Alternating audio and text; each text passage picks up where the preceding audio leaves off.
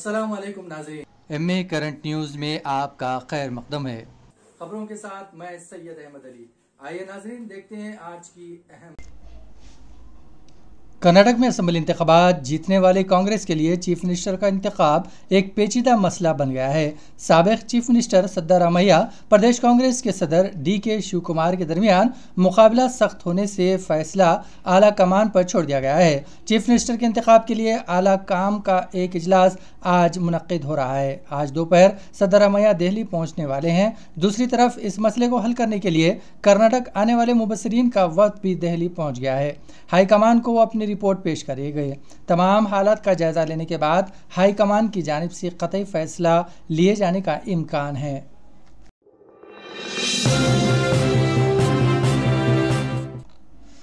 कर्नाटक के इंतखाबी नतायज जारी होने के बाद से बीजेपी कायदीन सख्ते में हैं। रियासत के राय दहिंदों पर पैसे लेकर कांग्रेस को वोट देने का इल्ज़ाम लगाया जा रहा है। बीजेपी का मुअत्तलशुदा मलून रुकन असम्बली राजा सिंह ने ट्विटर पैगाम में कहा, हमारा ख्वाब मुल्क को हिंदू राष्ट्र बनाना है। इसके लिए जब हिंदू ही हमें वोट ना दें तो हिंदू राष्ट्र कैसे बनेगा? 2-3 हज़ार में बिकने वाला हिंदू क्या हिंदू राष्ट्र बनाएगा?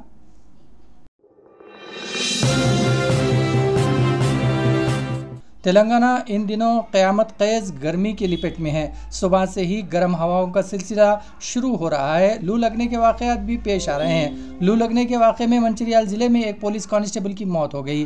बताया जाता है कि मंचिरियाल ज़िले के लक्ष्मीपेट से ताल्लुक़ रखने वाला संतोष रामाकृष्णा पूर्व पुलिस स्टेशन में कांस्टेबल था। इतवार को लू लगने से इनकी तबीयत ख़राब हो गई और वह अस्पताल में दाखिल कर दिया गया, जहाँ रात 11 बजे इलाज के दौरान संतोष की मौत हो गई। एक हफ्ते के अंदर धूप की शिद्दत में बेपनाह इजाफा हो गया है। मंचिरियाल ज़िले के कोंडापुर में इतवार को सबसे ज़्यादा दर्जे हरारत 48.9 डिग्री रिकॉर्ड किया गया है। हैदराबाद के मौसमियाती मरकज़ ने खबरदार किया है कि सूरज की शिद्दत अगले 3 दिनों तक मज़ीद बढ़ेगी और दर्जे हरारत 45 डिग्री से तजावुज़ कर जाएगा। हैदराबाद के आसपास के इलाकों में दर्जे हरारत 42.40 डिग्री रहेगा। रियासत के 14 अजला में दर्जे हरारत असर शदीद रहेगा। गुज़िश्ता 24 घंटों के दौरान करीमनगर, जनगांव, नलगोंडा और खम्मम अजला में 48 डिग्री से ज़्यादा दर्जे हरारत रिकॉर्ड किया गया है।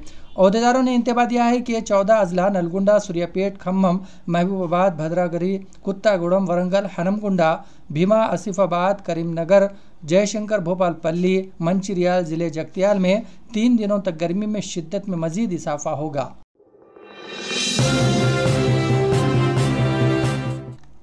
कांग्रेस पार्टी के सरबराह मल्लिकार्जुन खड़गे ने कर्नाटक के इंतखाबी मुहिम के दौरान बजरंग दल पर पाबंदी लगाने का ऐलान किया था। इनके इस बयान का कांग्रेस पार्टी के मंशूर में बजरंग दल पर पाबंदी आयद करने के वादे पर खड़गे के खिलाफ पंजाब की अदालत में हत्या इज्जत का मुकदमा दर्ज किया गया। हिंदू संरक्षा परिषद बजरंग दल हिंद के बानी हतीश भद्रद्वाज ने कांग्रेस सरबराह खड़गे के खिलाफ 100 करोड़ रुपए का हत्या इज्जत का मुकदमा दायर किया है। इस तनाजुर में संगरूर के अदालत ने कांग्रेस लीडर को समन जारी किया है। सिविल जज रणबीर कौर ने खड़गे को 10 जुलाई को अदालत में हाजिर होने की हिदायत दी है। अपने हत्या की अजमत के मुकदमे में हतीश ने कहा है कि कांग्रेस पार्टी ने बजरंग दल पर एक मुल्क मुखालिफ तंजीम के तौर पर इल्ज़ाम लगाया है और कहा गया है कि कर्नाटक में इख्तिदार में आने के बाद वो बजरंग दल पर पाबंदी लगा देंगे। उन्होंने बताया कि उन्होंने जुमेरात को कांग्रेस के मंशूर के सफ़े नंबर 10 में मौजूद नुकात की बुनियाद पर अदालत से रुजू हुए हैं।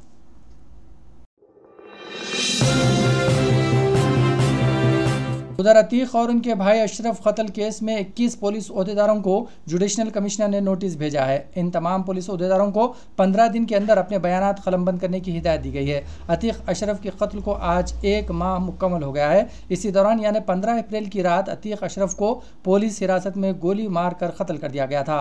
अतीक अशरफ को 3 हमलावरों ने उस वक्त गोली मार दी जब पुलिस दोनों भाइयों को तिब्बी मुआयने के लिए ले जा रही थी।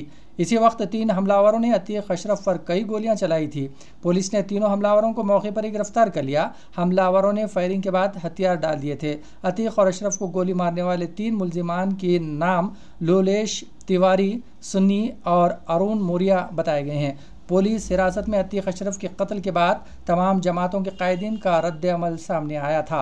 कुछ ने यूपी के लॉ एंड ऑर्डर पर सवाल उठाए थे तो कुछ ने योगी हुकूमत को आमिरियत करार दिया था।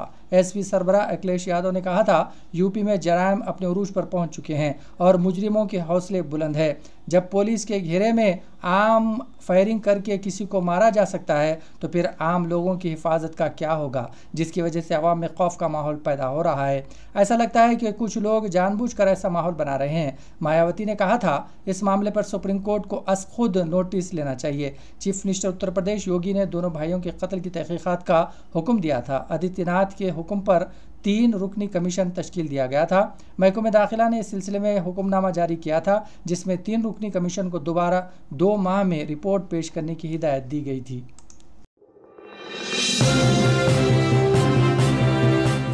हैदराबाद के मीरपेट के इलाके में मां ने बच्चों को पानी के टब में डुबोकर बेदर्दी से कत्ल कर दिया। पुलिस के मुताबिक नीनावत भारती और श्रीनिवास नामी जोड़े को 2 बच्चे थे। लीलावत नगर जलील गढ़वा में ये खानदान मुकीम हैं। 2 दिन पहले जब श्रीनिवास की मां गांव से आई थी तो मियाँ बीवी के दरमियान छोटी मोटी लड़ाई हो गई। झगड़ा बढ़ने पर भारती ने अपने बड़े बेटे जिसकी उम्र 18 माह और छोटे बेटे जिसकी उम्र 8 माह थी, इन दोनों को पानी के टब में डुबोकर कत्ल कर दिया। बादअज़ां इसने जहर पीकर खुदकशी की कोशिश की। खातून को इलाज के लिए उस्मानिया अस्पताल में शरीक कर दिया गया, जहां वो ज़ेर इलाज है।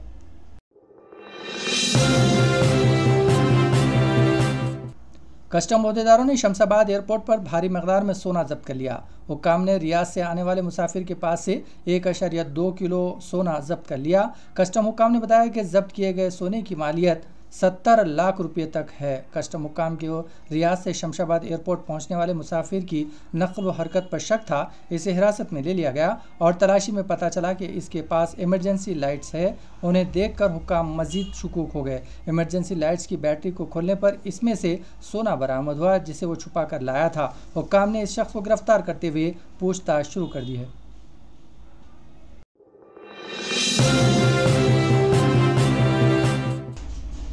कर्नाटक में हुए हालिया इंतखाबात में कांग्रेस को शानदार जीत पर तमिलनाडु कांग्रेस कमेटी के अरकान ने वामड़ा बस स्टैंड इंदिरा गांधी मुजस्समे के रूबरू पटाखे छोड़कर और मिठाइयाँ तकसीम करके जीत का जश्न मनाया।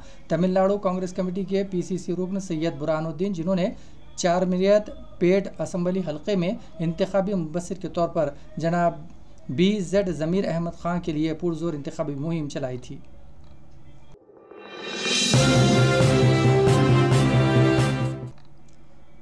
कर्नाटक के सुन्नी उलमा बोर्ड के मुस्लिम कायदीन ने कहा है कि कर्नाटक के डिप्टी चीफ मिनिस्टर का ओहदा मुस्लिम तबके से जीतने वाले उम्मीदवारों में से किसी एक को दिया जाना चाहिए। उन्होंने ये भी मुतालबा किया है कि 5 मुस्लिम MLAs को वजीर बनाया जाए, जिनमें होम, रेवेन्यू, हेल्थ और दीगर महकमों के कलमदान हो। कर्नाटक में कांग्रेस पार्टी की शानदार कामयाबी के बाद इतवार को सुन्नी उलमा बोर्ड के कायदीन का एक हंगामी इजलास मुनक्किद हुआ, जिसमें वक्फ बोर्ड के चेयरमैन शफीक सादी का कहना है कि हमने इलेक्शन से पहले ही कहा था कि डिप्टी चीफ मिनिस्टर मुसलमान होना चाहिए और हमें 30 सीटें दी जाएं, लेकिन हमें 15 सीटें दी गई, जिनमें 9 मुस्लिम उम्मीदवार जीत गए हैं। तकरीबन 72 हलकों में कांग्रेस ने खालिसतन मुसलमानों की वजह से कामयाबी हासिल की है। हमने बहैसियत मुस्लिम बरादरी कांग्रेस को बहुत कुछ दिया है। अब वक्त आ गया है कि हम बदले में कुछ हासिल करें। हम एक मुस्लिम डिप्टी चीफ मिनिस्टर और 5 वज़रा चाहते हैं, जिनके पास होम, रेवेन्यू और तालीम जैसे अच्छे महकमे हों।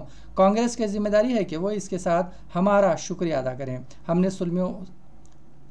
सुन्नी उलमा बोर्ड के दफ्तर में एक हंगामी मीटिंग की ताकि ये यकीनी बनाया जा सके कि हमारा मुतालबात पर अमल हो।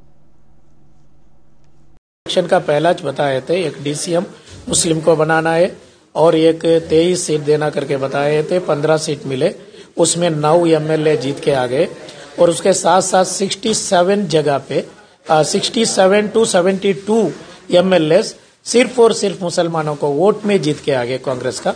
इसलिए के साथ नाज़रीन, खबरनामा यही इख्तिताम पजीर होता है। हमें सारी टीम के साथ इजाजत दीजिए और हाँ, सब्सक्राइब कीजिए, लाइक कीजिए और शेयर कीजिए। इसी के साथ हमें इजाजत।